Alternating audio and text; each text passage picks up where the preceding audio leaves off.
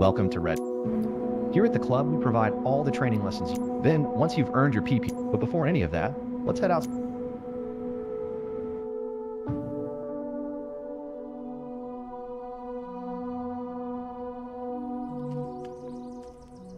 Welcome to the apron. This is where all our flying adventures begin. Why don't you walk around a bit while I finish the pre-flight preparations?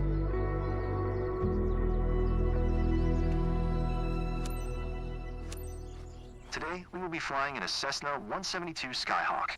It's the main trainer airplane in our flight school.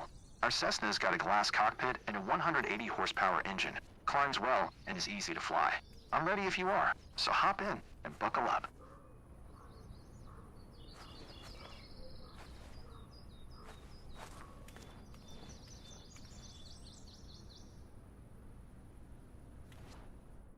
Welcome aboard.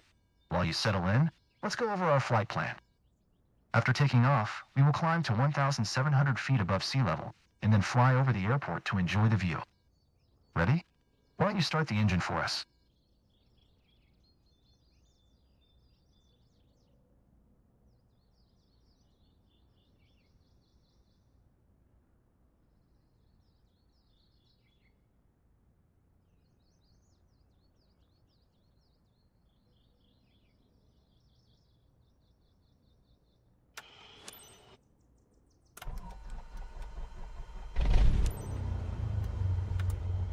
Perfect. The wind is from 255 degrees direction with a speed of 2 knots, so we'll be taking off from runway 26L. Okay, let me taxi to the runway.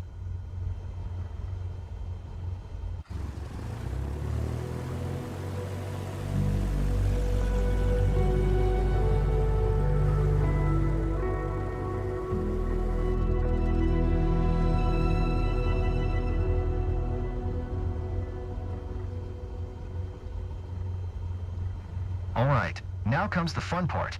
After releasing the brakes, we will apply full power and accelerate. Once we reach 55 knots, we will take off. We will be climbing at 75 knots, which is the recommended climb speed for the Cessna Skyhawk. While climbing, we will follow a left-hand traffic pattern and make 2 turns. Don't worry, if you get overwhelmed, I'm here to help. Release the parking brakes. Otherwise, we're not going anywhere.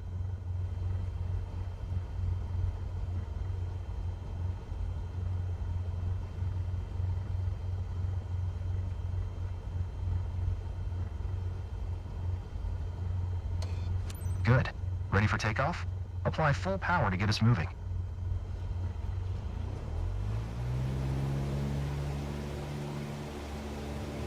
Keep pushing on the throttle until it's all the way in.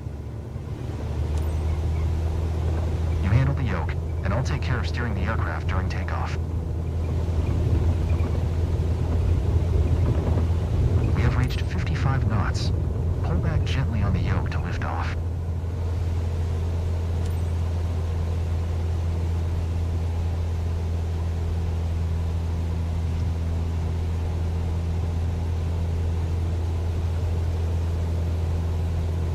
Don't pull on the yoke too much or we'll lose speed. Keep the nose of the aircraft just above the horizon.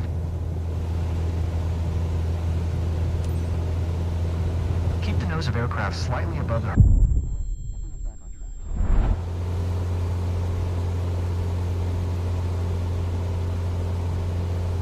We are approaching our first turn. As you'll see, the Cessna 172 requires very little yoke movement to turn. You can start turning left.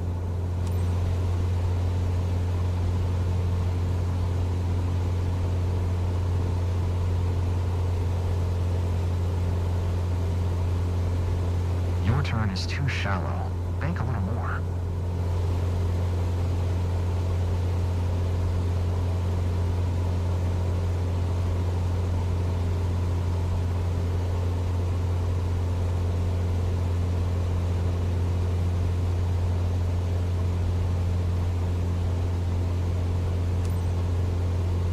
Keep climbing and prepare for the next turn.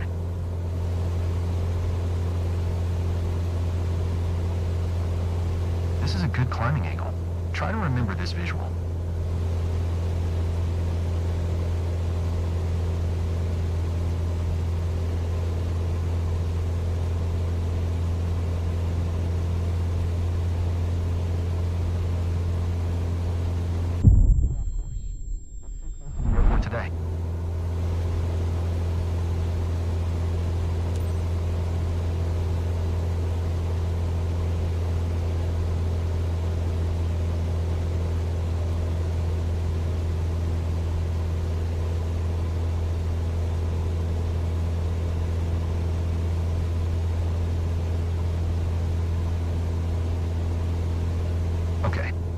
3,700 feet above sea level and 500 feet above the traffic pattern.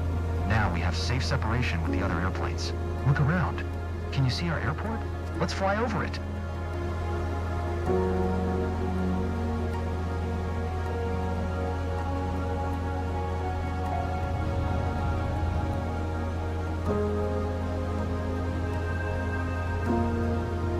Awesome. I know that you're busy navigating and controlling the plane, but don't forget to enjoy the view.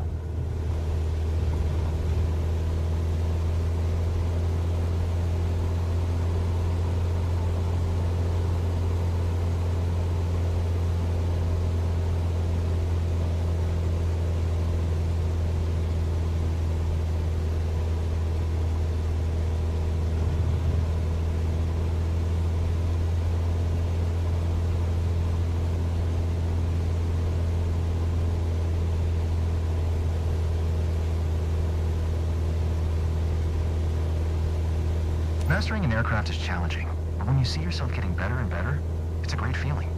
We'd be glad to see you in our flight school. I hope you enjoyed the flight. Let's head back to the ground now.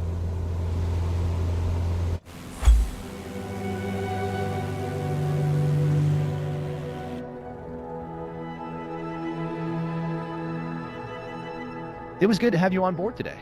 Who knows? This might be the first chapter in your pilot's journey. Let's catch up at our headquarters. You seemed comfortable out there. I'm sure you will get your PPL in no time.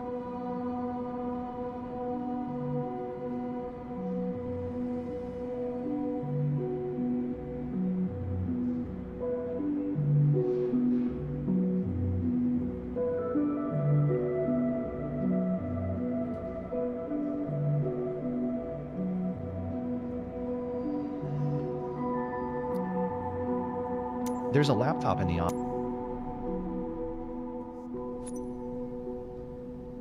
Here you can see all the different certifications you can pass throughout your career. Your first step is to work towards your private pilot license.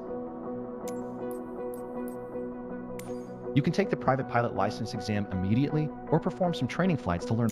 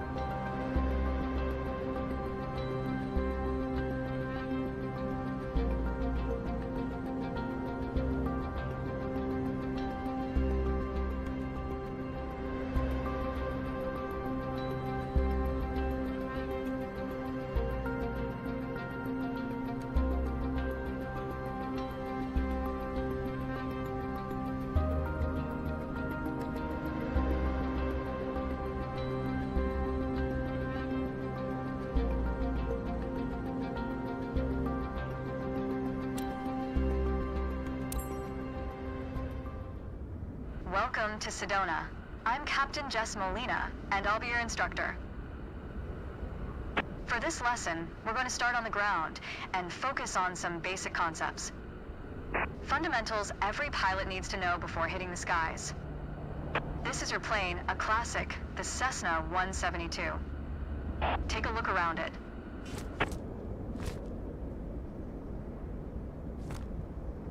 In the simulator, anytime you want, you can easily switch to cursor mode.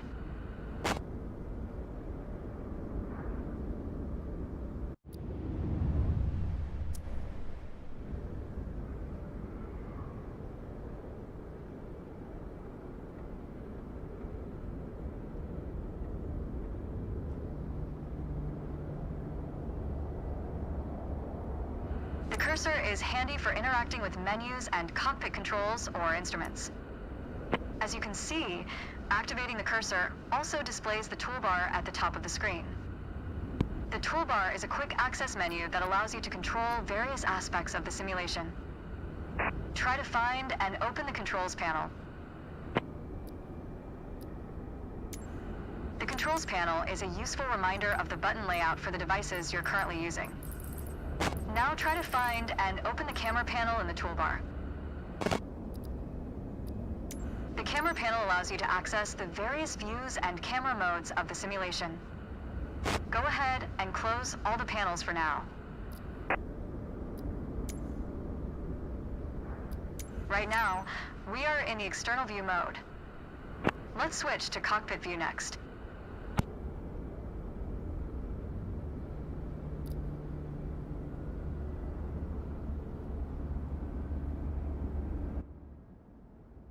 In front of you is the yoke, the primary means of controlling the aircraft. In the simulation, you will be controlling the aircraft with your peripherals of choice. So, let's hide the yoke for now. Alright, as we've seen, when you want to look around you, it's easy to rotate the camera. But you can also move it freely in the cockpit to get a better view of anything you want to see. Even through a window to look outside.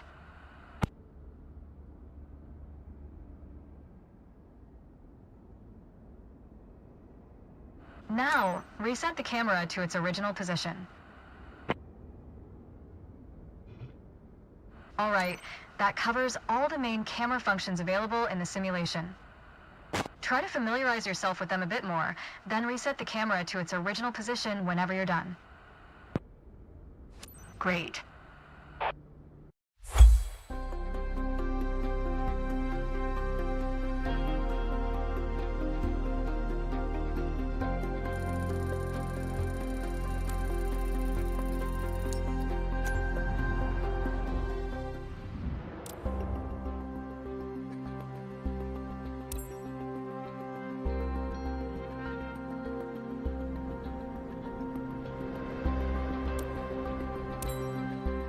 Let's get you familiar with the aircraft, a Cessna 172, and a few commands to navigate it through the skies.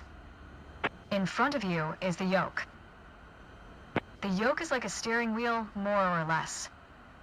Turn it left or right to control the ailerons and bank the aircraft into turns. Look at the trailing edge of the wings while turning the yoke to see the effect on the ailerons. Okay.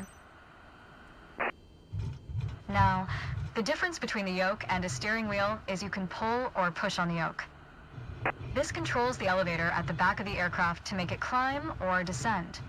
Look at the horizontal stabilizer. While you pull on the yoke, you can see how it affects the elevator. Nice. Down at your feet are the rudder pedals. They steer the aircraft when you're on the ground. The upper part of the pedals also control your brakes. In the air, they control the rudder at the end of the vertical stabilizer to yaw the aircraft. This is mostly for small corrections. For coordinating turns or compensating for a plane's tendency to pull left during takeoffs and climbs. Look at the vertical tail while operating the pedals to see the effect on the rudder.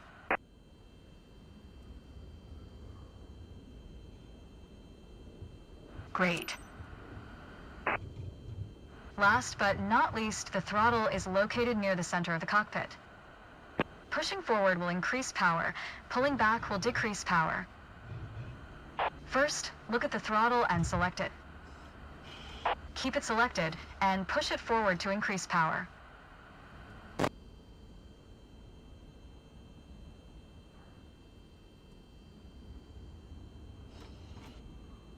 Power is increased. Now pull it back to decrease power.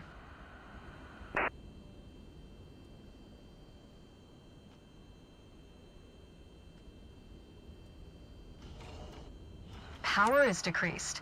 Now we'll do the same without focusing on it. Deselect the throttle. Look away from the throttle and increase power. Set your throttle to idle. Excellent. When the engine is on, you'll be able to see the power change on your RPM indicator. You will find it on your PFD screen in the top left corner.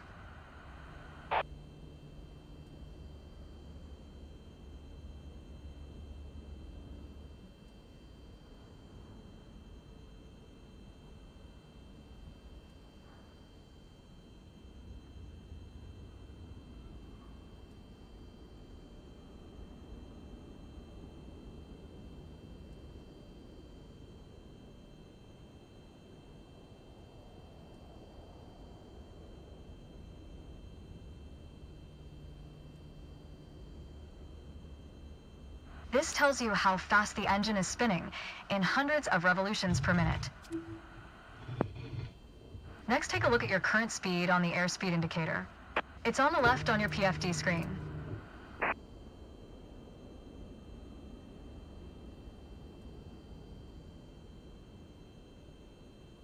It measures the speed in knots. To check your altitude, look to the altimeter. It's on the right on your PFD screen. Not all aircraft have integrated screens with all this information. A lot of them rely on analog instruments. You can find the analog versions of the airspeed indicator and the altimeter just above the throttle. They're respectively on the left and right.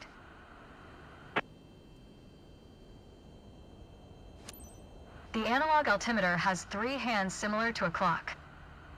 The long, thick pointer indicates 100-foot intervals. The short, thick one is 1,000-foot intervals. And the long, thin one counts 10,000-foot intervals. That's all for today. Next time, we'll see how it feels in the air.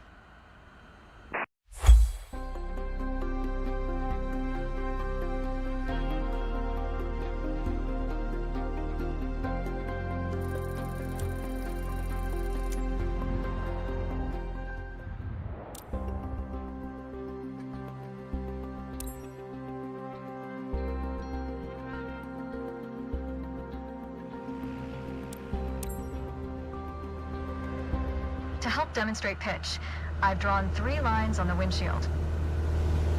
Notice how the middle line matches the horizon while we're flying level? This is the cruise attitude. The lower dotted line is the climb attitude, and the upper one is the descent attitude. Let's dig deeper into what that means. Pull back gently on the yoke until the climb attitude line matches the horizon. Then maintain that attitude.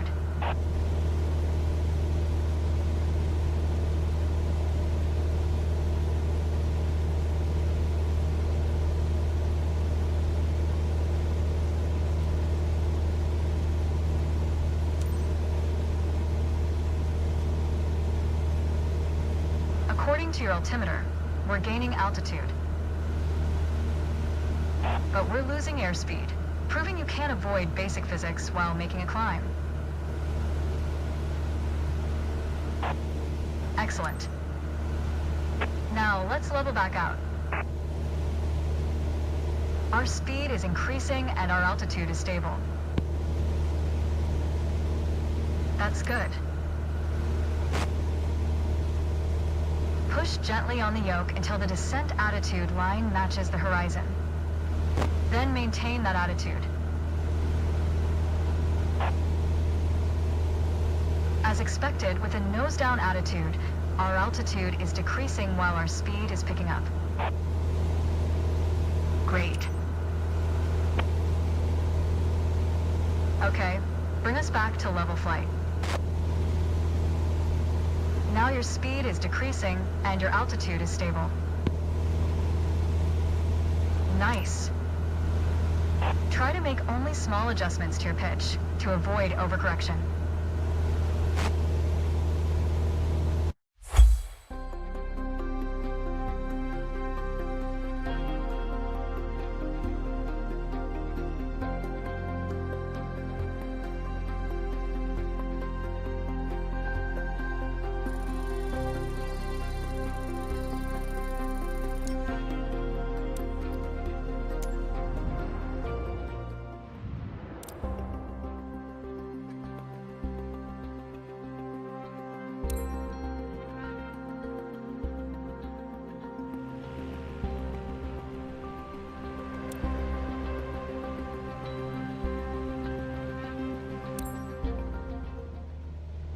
For this lesson, we're going to use a line drawn on the windshield to indicate the cruise attitude.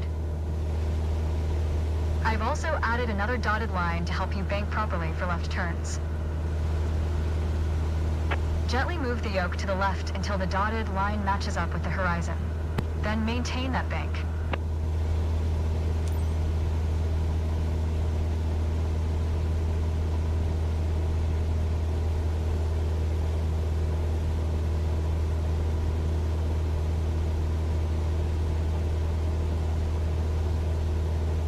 That's good. Watch your altitude. It wasn't constant during the turn. Now, let's see you level back out.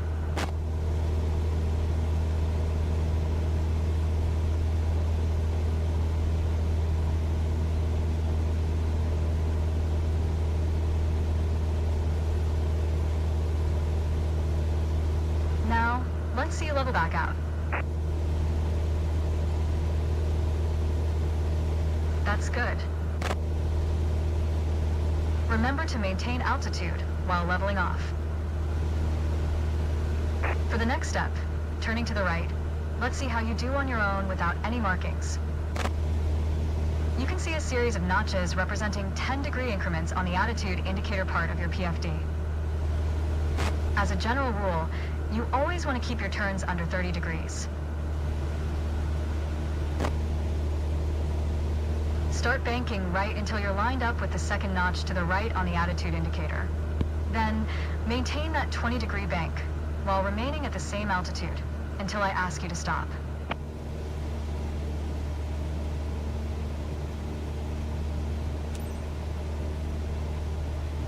Stall.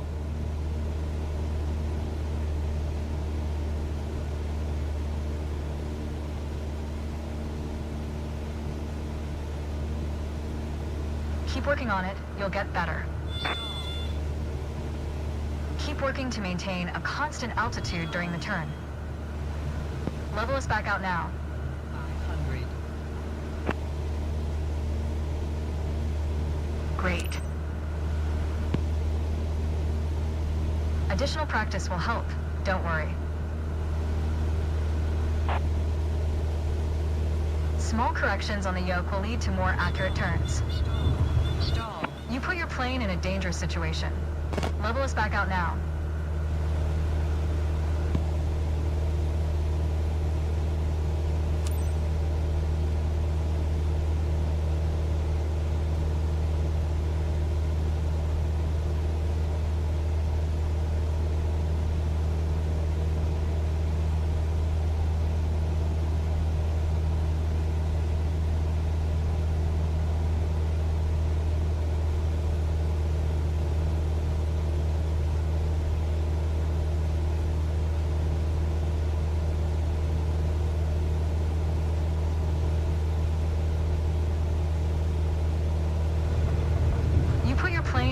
Situation. Level us back out now. Stall.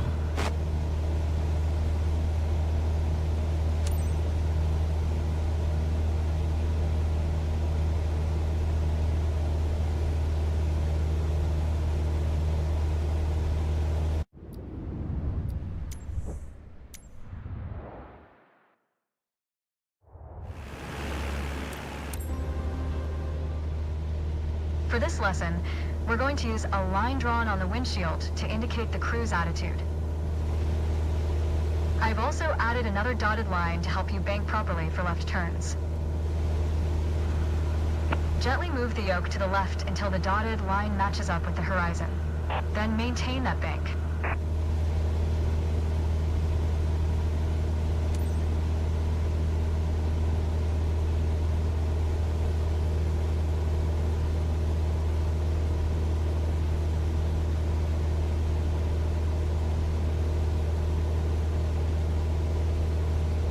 That's good.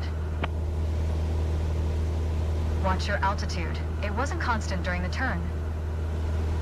Now, let's see you level back out.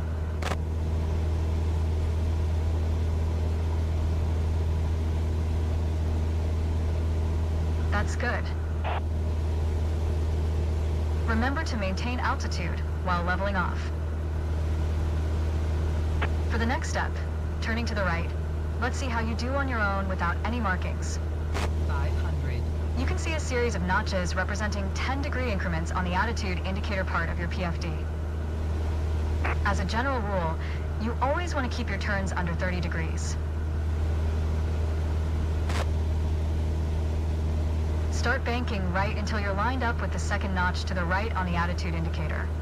Then, maintain that 20-degree bank while remaining at the same altitude until I ask you to stop.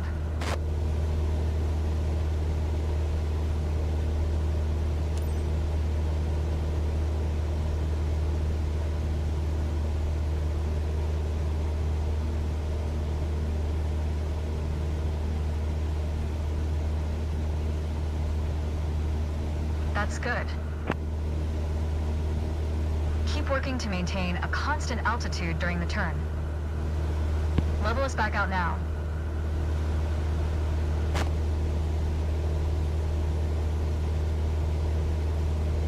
Great.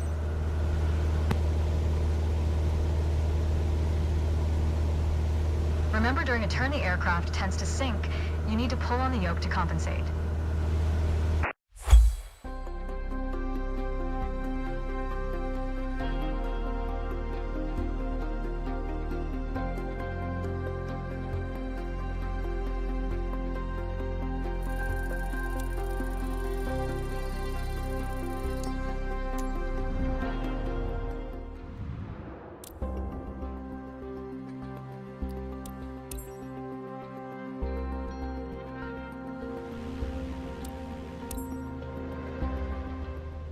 Let's talk about the throttle.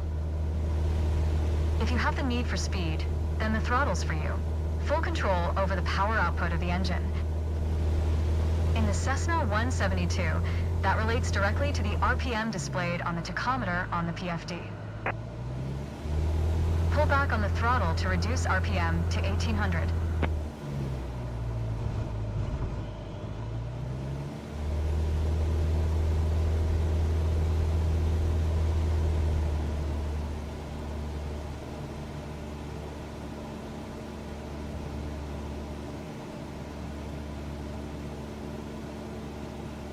Pull back on the throttle. You want to reduce RPM to 1800.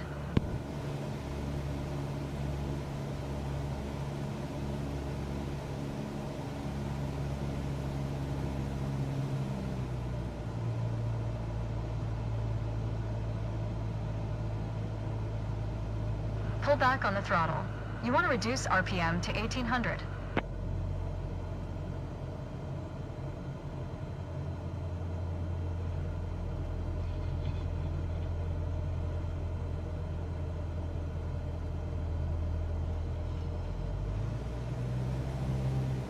Pull back on the throttle. You want to reduce. Look how your speed and altitude are also decreasing.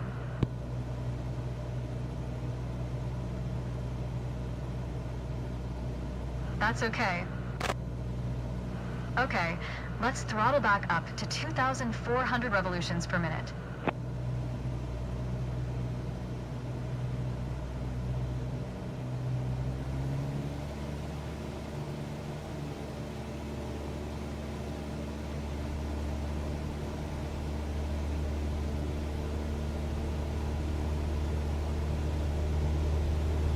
Push the throttle to reach 2,400 revolutions. Your speed is increasing now. As long as you maintain the same attitude, your altitude will keep climbing as well.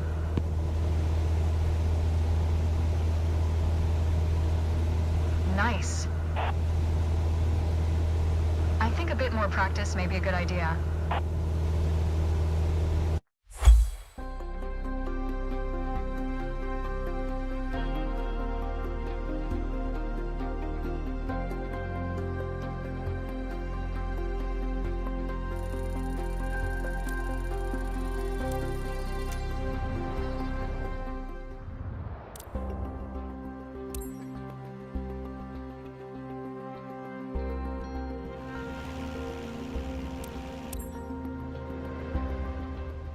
The art of maneuvering a plane through the air isn't a mystery to you anymore.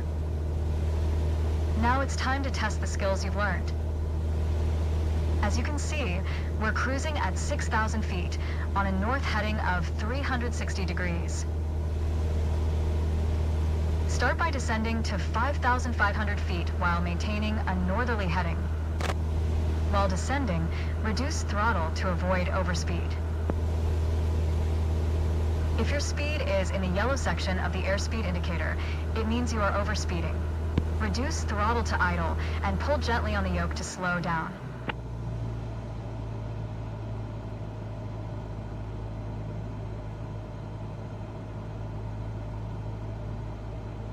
While descending, reduce throttle to avoid overspeed.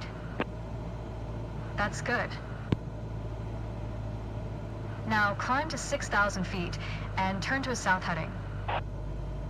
On the Cessna 172, you need full power to climb effectively.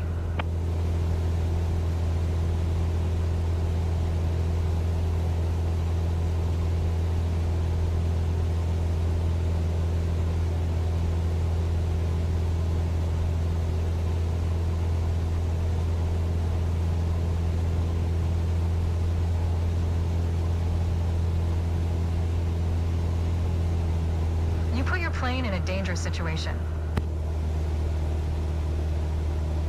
Now climb to 6,000 feet and turn to a south heading. On the Cessna 172, you need full power to climb effectively.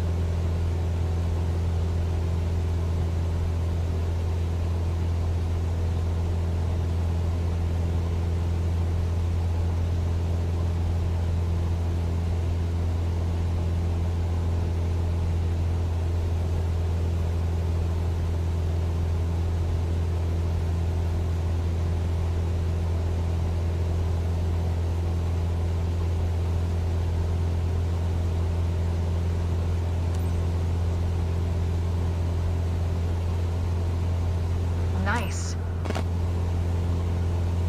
All right, next exercise. Maintain your heading of 180 degrees, stay at 6,000 feet, and adjust your airspeed to 80 knots.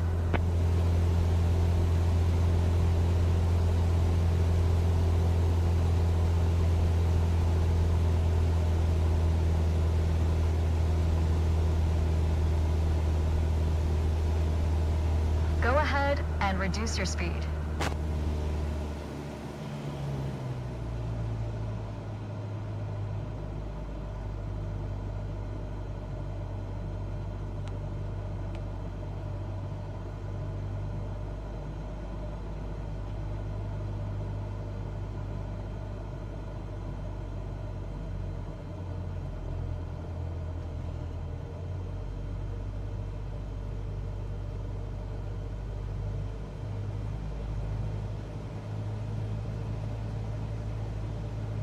Stall.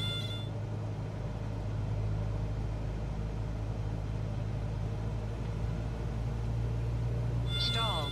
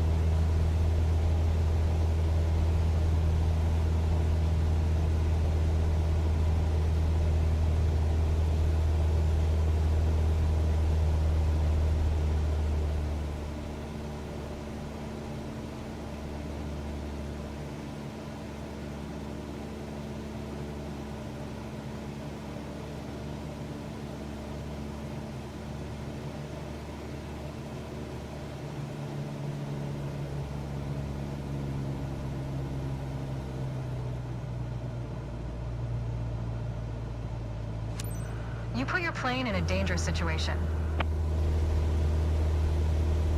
All right, next exercise. Maintain your heading of 180 degrees, stay at 6,000 feet, and adjust your airspeed to 80 knots.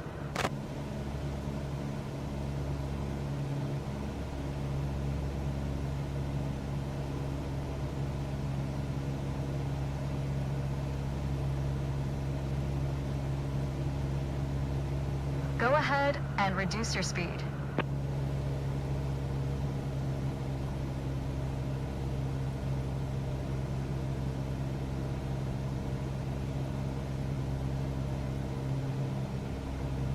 Go ahead and reduce your speed.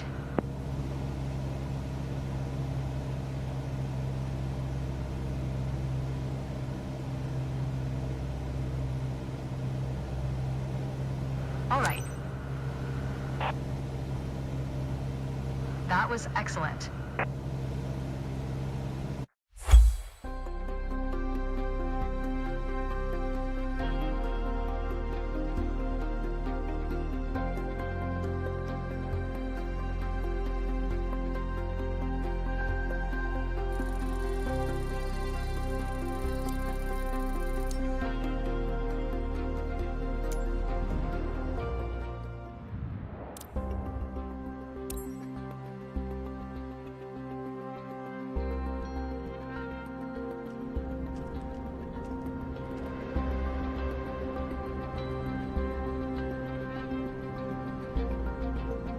Hello. Today, we're going to go over all the steps that precede turning on your engine. Those steps are essential to ensure your aircraft's integrity and that everything is in order for a smooth and seamless flight. First of all, stretch your legs a bit and take a look at your aircraft and your surroundings. We never took much time to look at our aircraft from the outside, so take your time if you want to inspect it. You might have noticed some extra bits on your aircraft. These are the covers and chocks. Covers are installed when the plane is not in use and are meant to avoid damaging its sensitive parts. Chocks are there to immobilize the aircraft. You'll need to remove them before takeoff.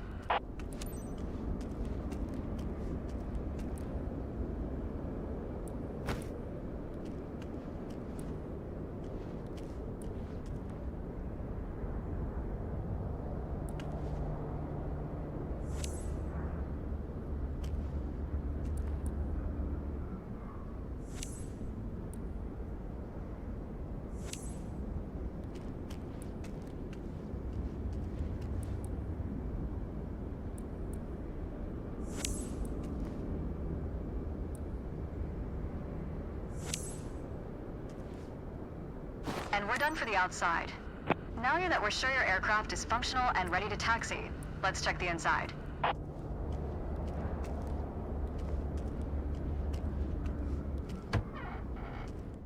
Let's get to the matter at hand. You've been given an EFB, also referred to as an electronic flight bag. It's a tablet that stores critical flight information and is the ideal tool to prepare your flight plans and enhance your piloting experience. Open it and take a look. Feel free to follow a quick guided tour of its features.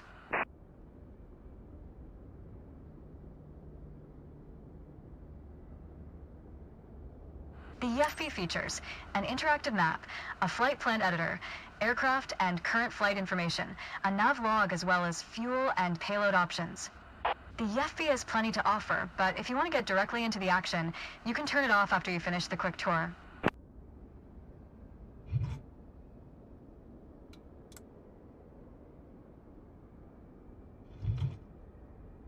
It seems like we're all clear on the checklist. Now start this pretty bird up.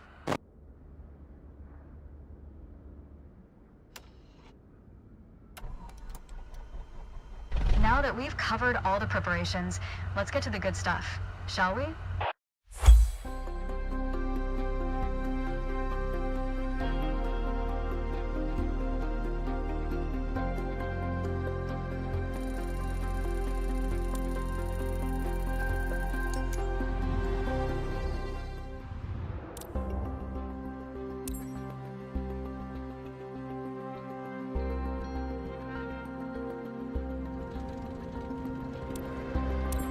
Let's take a moment to talk about taxiing. Taxiing refers to moving the aircraft on the ground under its own power. In particular, getting from the ramp out to the hold short point on the edge of the runway. Steering on the ground is managed through the rudder pedals. That's right, unlike driving a car, we turn by using our feet. Okay, ready? With the throttle idle, release your parking brake.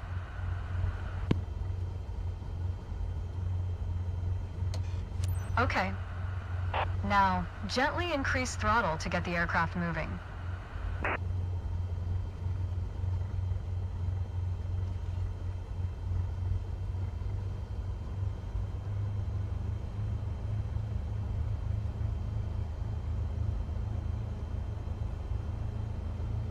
Add power to start taxiing.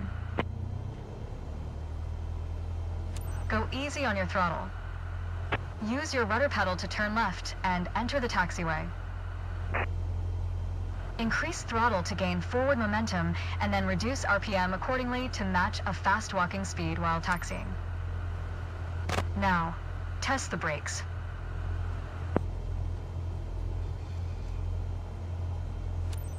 Good. Brakes checked. Taxi to the next exit, then come to a stop. Remember to control your speed with throttle and brakes. See the crossing in front of us. Stop before it, as if traffic was coming off the runway.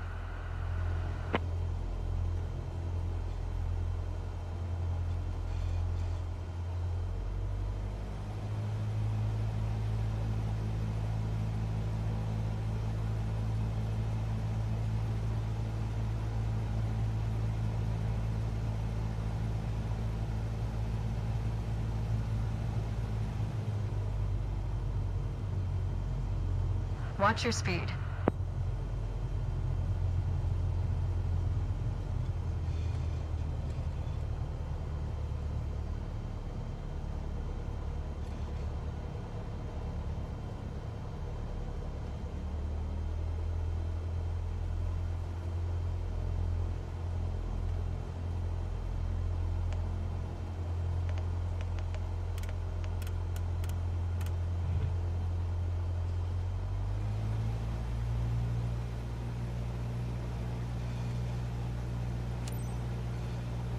All right, taxi to holding point Alpha 1 next.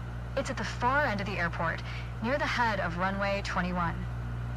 Stay as close as possible to the taxiway center, marked by the yellow line, and watch your speed.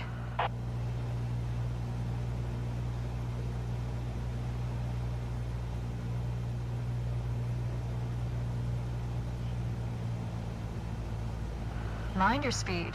Aircraft are difficult to maneuver on the ground. Watch your speed.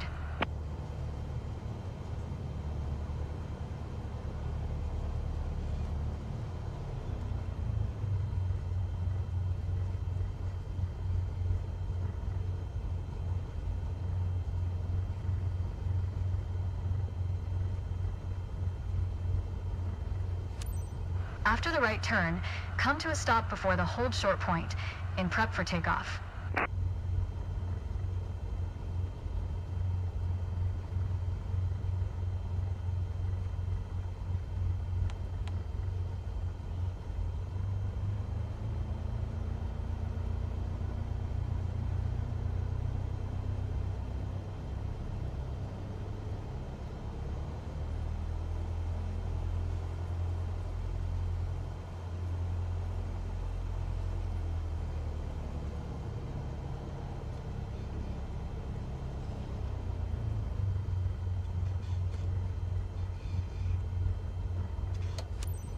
You've mastered that lesson. The next challenge will be to keep the aircraft under control while at full throttle for takeoff.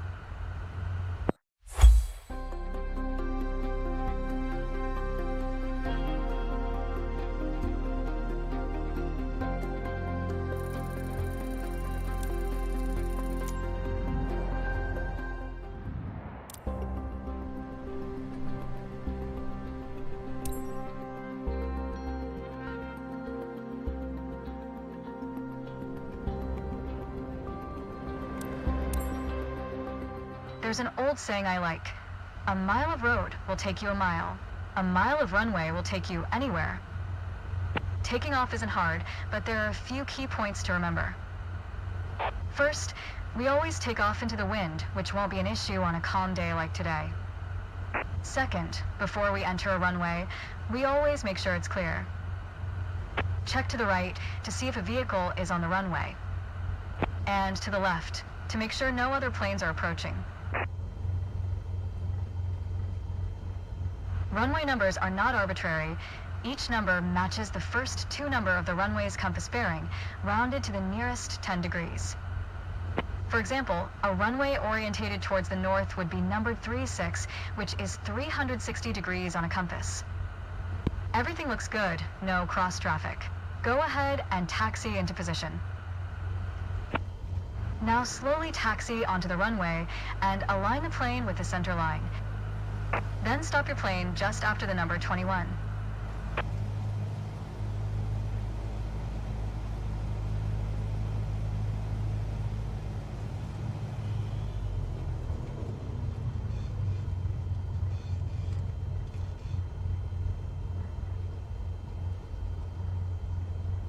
Excellent.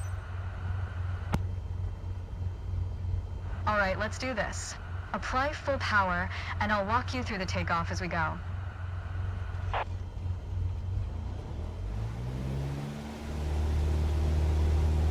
Use your rudder to stay on the center line, and keep pushing power until you reach 55 knots.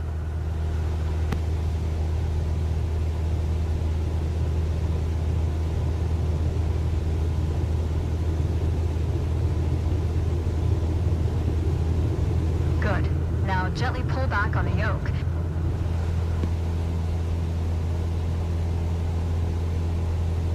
And we're airborne.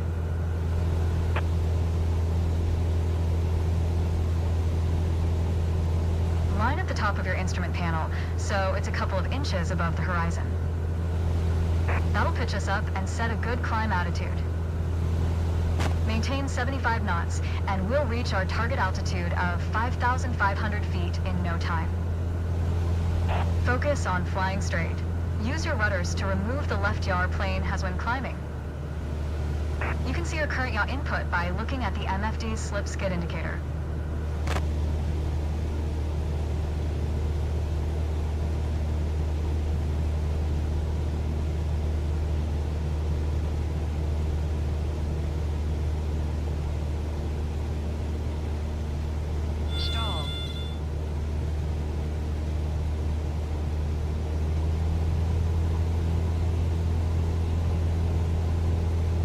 Maintain 75 knots and climb to 5,500 feet. Stall.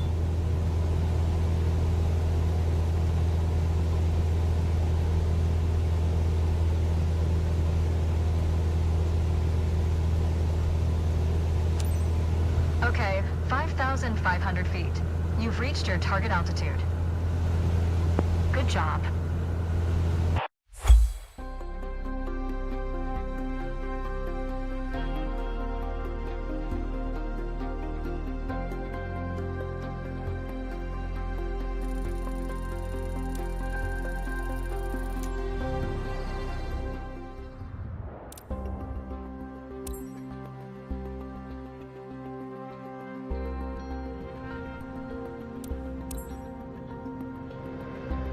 For this landing exercise, I want you to focus on the yoke only. We're close enough to the runway to land safely without adding any throttle. Maintain a speed of around 65 knots. Pitch down if you're going too slow. Pitch up if you're too fast.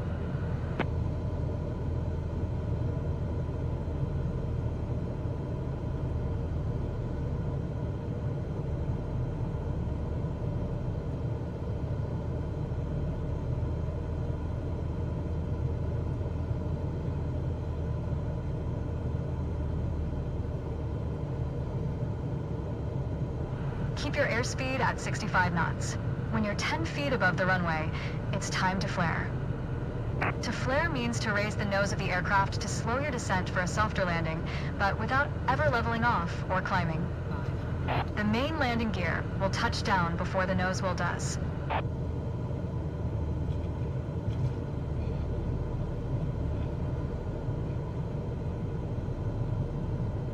We're coming up on flare height. Resist the temptation to pull back. Now focus on the end of the runway and pull back slightly on the yoke to aim the nose just above it. Nice. Now, apply the brakes progressively to slow us down and bring the plane to a stop. Use rudder pedals to stay on the center line. I think a bit more practice may be a good idea. Keep in mind that approaching the runway at the right speed is key to a good landing.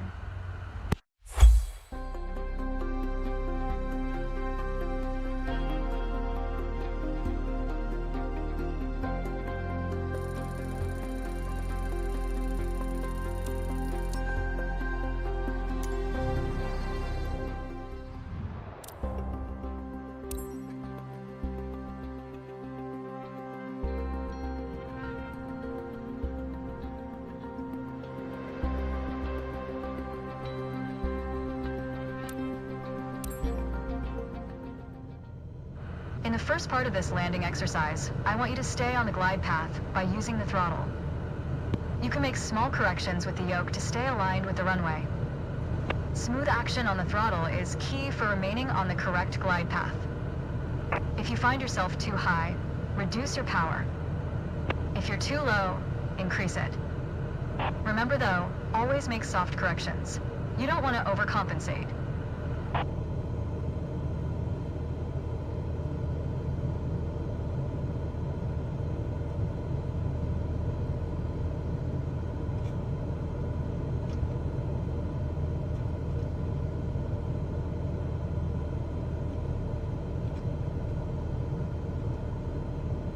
Now you can use the elevator to land.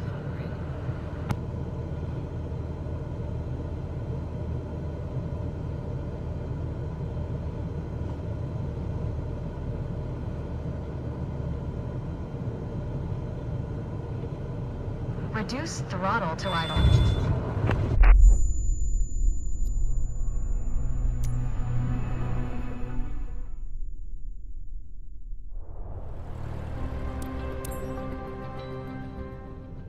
In the first part of this landing exercise, I want you to stay on the glide path by using the throttle. You can make small corrections with the yoke to stay aligned with the runway. Smooth action on the throttle is key for remaining on the correct glide path. If you find yourself too high, reduce your power. If you're too low, increase it. Remember though, always make soft corrections. You don't want to overcompensate.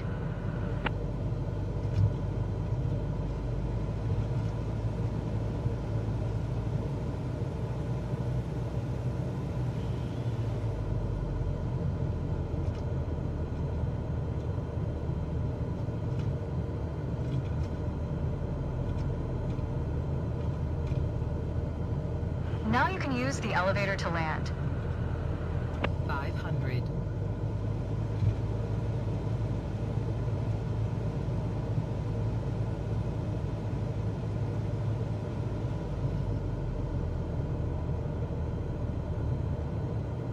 Reduce throttle to idle. Now focus on the end of the runway and pull back slightly on the yoke to aim the nose just above it. Nice. Now apply the brakes to slow us down and bring the plane to a stop.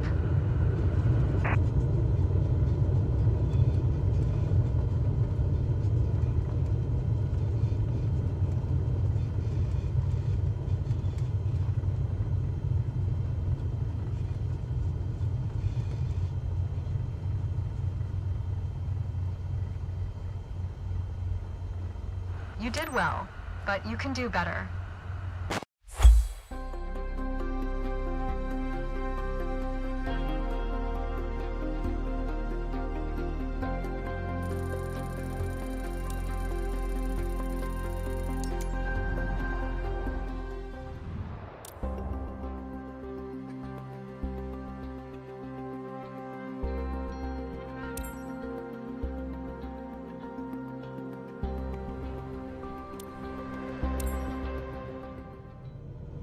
My first instructor used to say, the best part of flying is landing in one piece. Today, you're in charge of bringing us in for a safe landing. And And I've already set us up in landing configuration at 65 knots with 20 degrees of flaps. Keep your aim point on the runway threshold. When you're 10 feet above the runway, it's time to flare.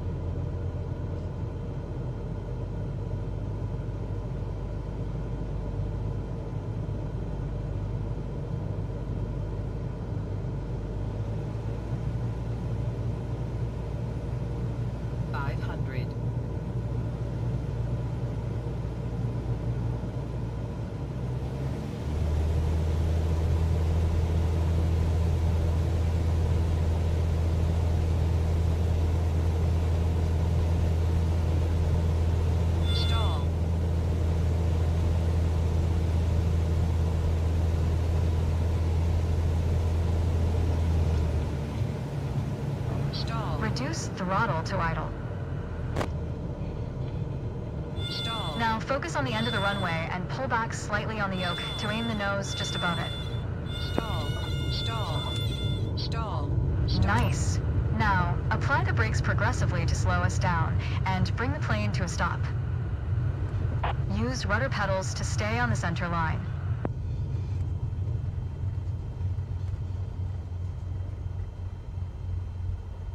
You did well, but you can do better. Keep in mind that approaching the runway at the right speed is key to a good landing.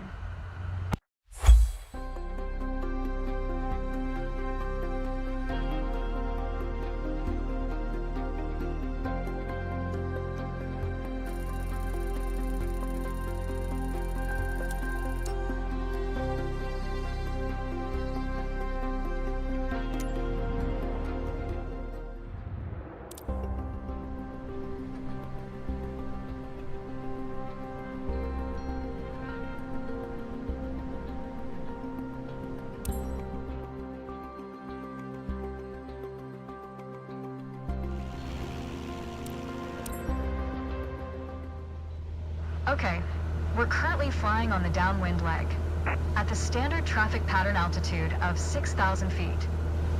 It's a flight path parallel to the landing runway, but in the opposite direction. In downwind, you want to start preparing for landing. That means setting your speed and flaps configuration. We are passing the end of the runway, so go ahead and reduce RPM to 1700. It will help you to slow you down to 80 knots and begin your descent. The flaps provide extra lift at the expense of additional drag. This extra lift allows flying at a lower airspeed. Flaps allow for smoother and shorter landings. Go ahead and extend 10 degrees of flaps, all while maintaining current speed.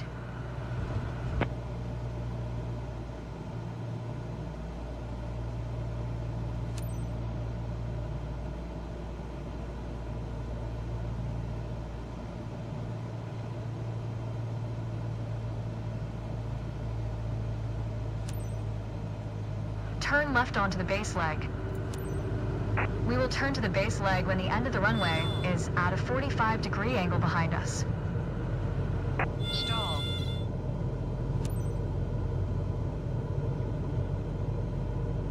Try to keep our speed around 75 knots. Keep an eye on the runway as we get ready for our final turn.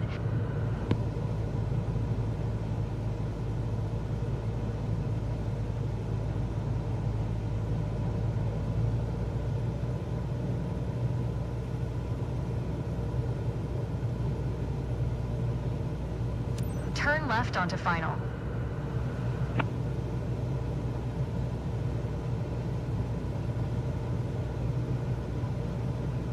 Make your left turn onto final. Keep a stabilized approach with 65 knots airspeed and prepare for landing. Use throttle and flaps as required to adjust the glide slope.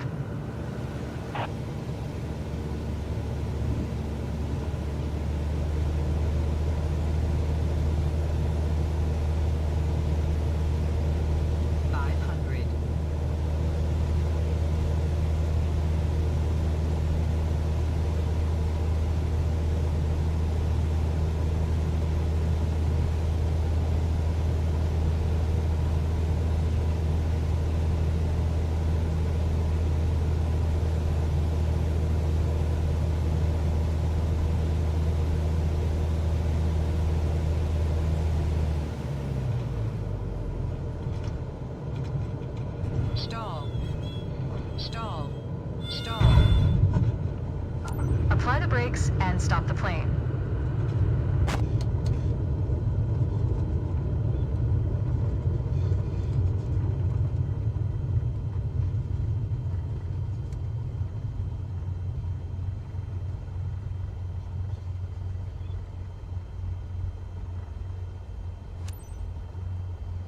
You followed the traffic pattern well. Good job.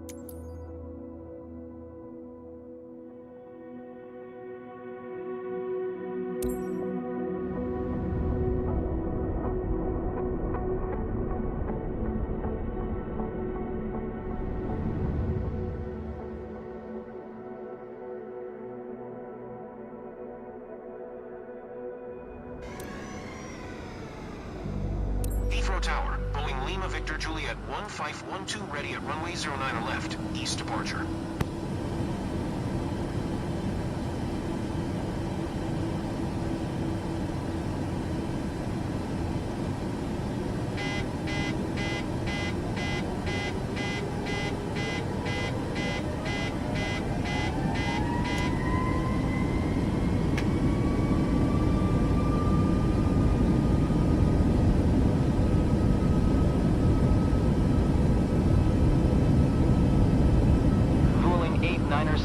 contact London Center on 118.475. Good day.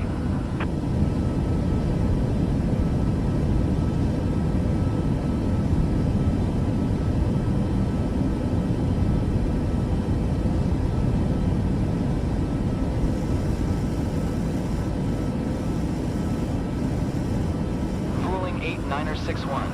Did you copy? Boeing Lima Victor Juliet 1512. Continue for east departure. Heathrow Tower, Boeing Lima Victor Juliet 1512. Continue for east departure.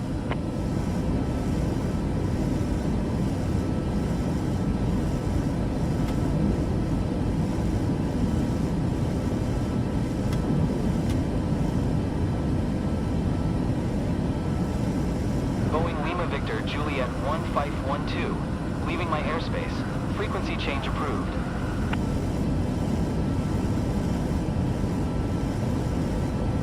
Going to 118.475. Rolling 8961.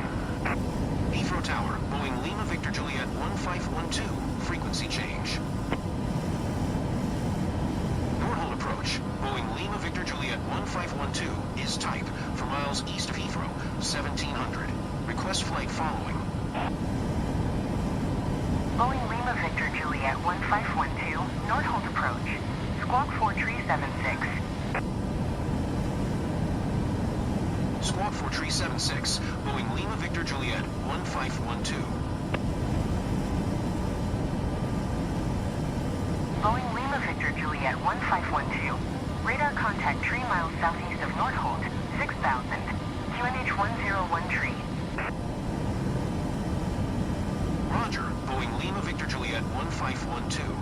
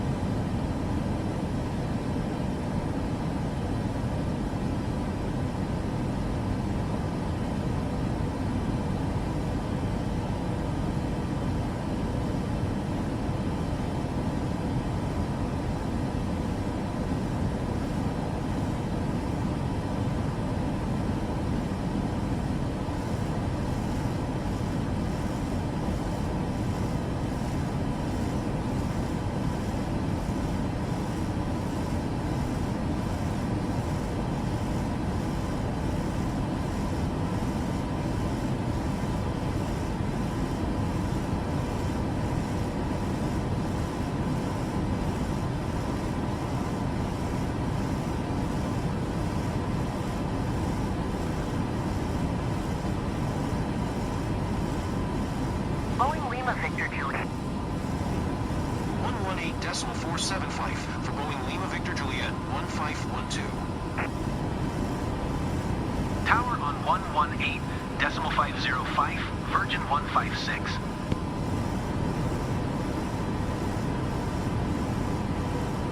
Climb and maintain 2300. Bowling 8961.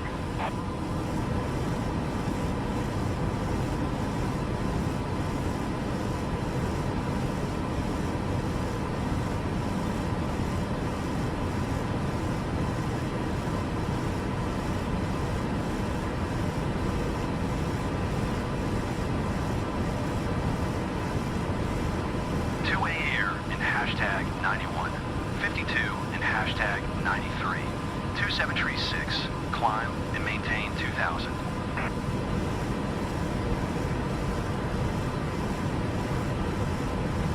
Iberia 719er, descend and maintain 3000, expect ILS runway 09er left approach via Charlie Hotel Tango transition.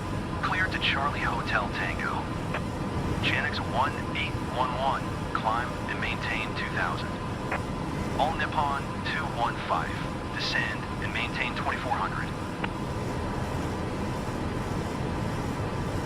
Climb and maintain 2000. Janix 1811. Air hop 1315. Descend and maintain 2400.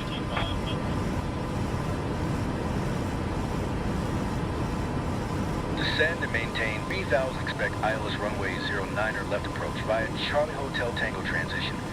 Clear to Charlie Hotel Tango, Iberia 719er.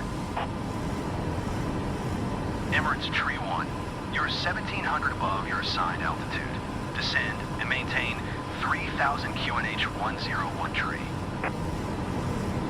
Iberia 719er, contact Heathrow Tower on 118.505 when inbound on the approach. Easy 819er, climb and maintain 2200. Descend and maintain 3000. Emirates Tree 1. Emirates Tree 1, maintain present heading and altitude. Expect ILS runway 09er left approach via Charlie Hotel Tango transition. Clear to Charlie Hotel Tango.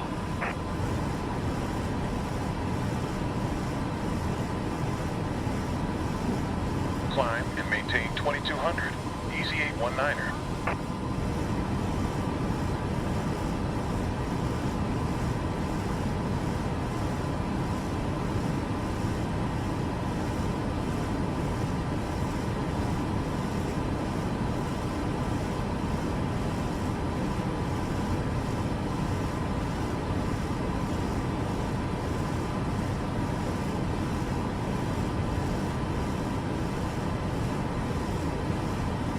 Speedbird 297, descend and maintain 2700.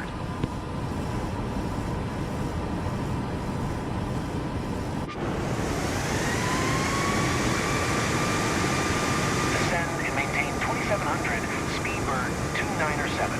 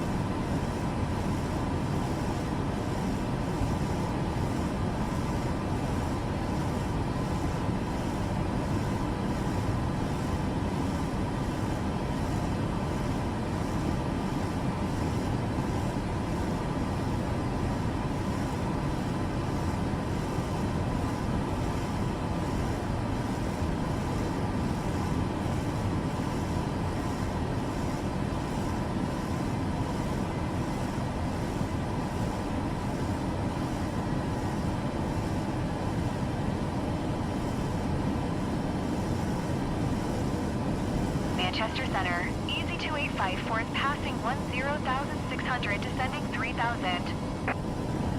Easy 2854, Manchester Center, QNH 101 tree.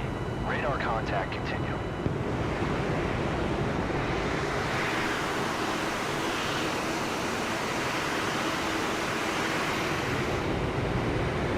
Manchester Center, Speedbird 297 is passing flight level 200, descending 2,700. Speedbird 297, Manchester Center, radar contact continue.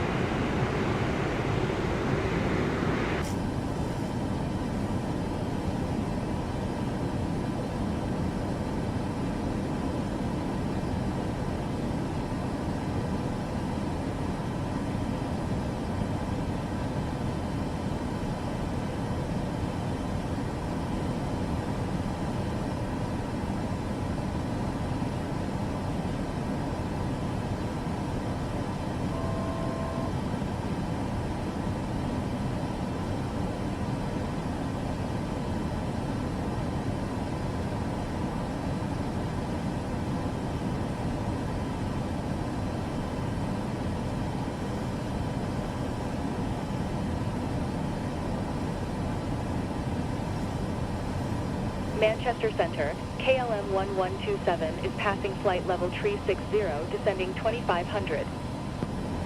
KLM 1127, Manchester Center, radar contact continue.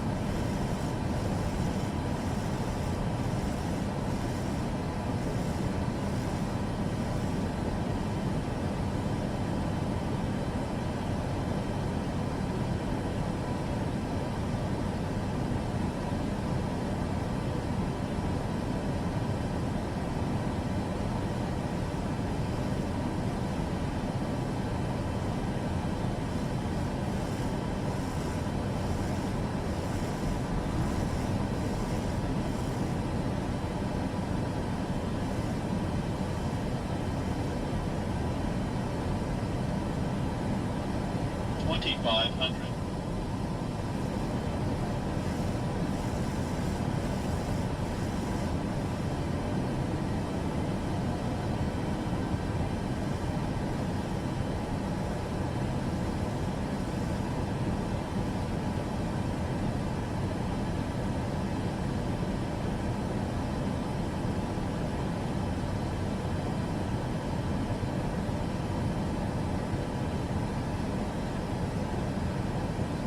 Channix 225, climb and maintain 2000.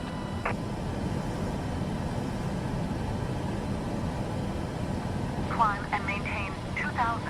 Channix 225. 2500. Channix 225, climb and maintain 3300.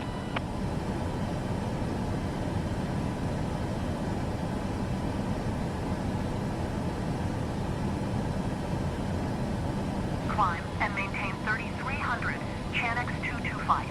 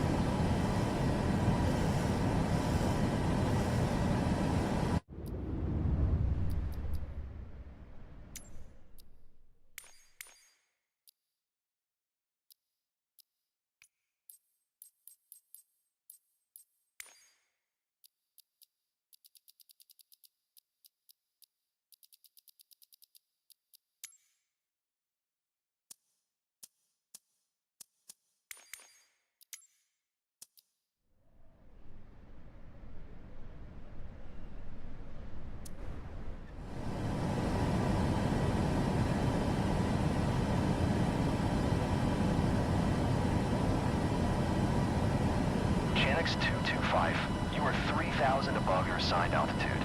Descend and maintain 3,300 QNH 101 tree.